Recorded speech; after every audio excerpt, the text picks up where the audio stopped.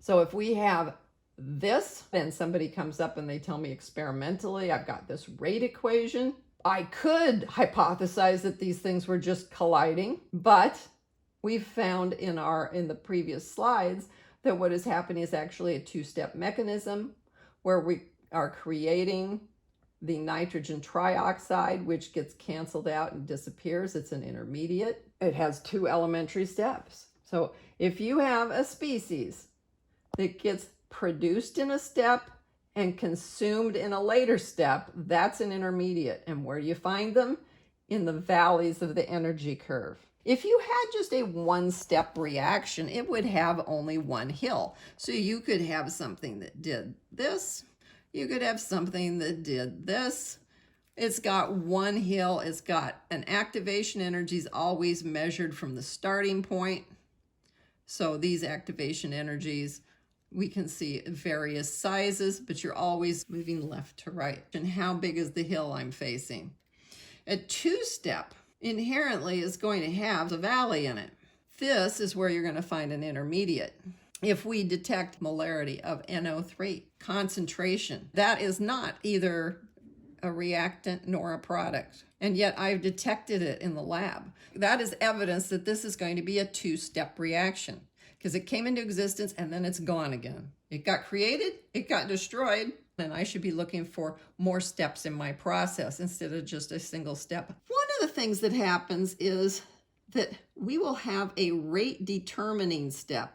Now, again, if you're riding your bicycle along and you're going across here and you see a huge hill in front of you, you're likely to say, oh, heck no, I'm done for the day.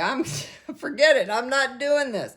That's a rate determining step. So usually the taller hill, which is the same as saying the higher activation energy, that's going to be your rate determining step. And it's inside of the K, which we know from the Arrhenius equation looks like this. Now remember, when temperature went up, this got higher. When activation energy went up, this got smaller. So this is usually what makes the rate determining step. But there is also the other possibility that it is molecularity that is most concerning factor, because the molecularity affects that value of A.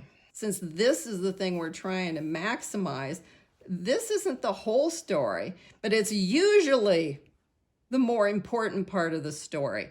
But we do have to occasionally discover that the molecularity will affect A and that is what's going on. So most likely this would happen in things like an unlikely combination. And we mentioned termolecularity was very rare. So this would be a case where it could lower A very much and affect K more than the EA and the T do. Why do you care about this? Once you find the slow step, the things that lead into the slow step, those are the important things in figuring out what the rate equation is. Everything after the slow step is going to go very quickly and it won't affect the overall rate.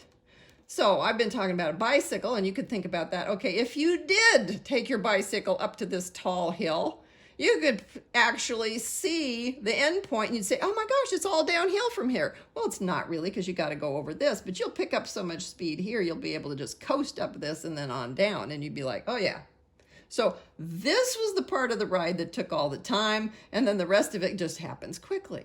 You can also think of this in terms of roller coasters. You get on the roller coaster and they take you up that first hill, click, click, click, click, click, click, and then they get to the very top, and then it's like, woo! You get to finish. You didn't think chemistry was like a roller coaster, did you?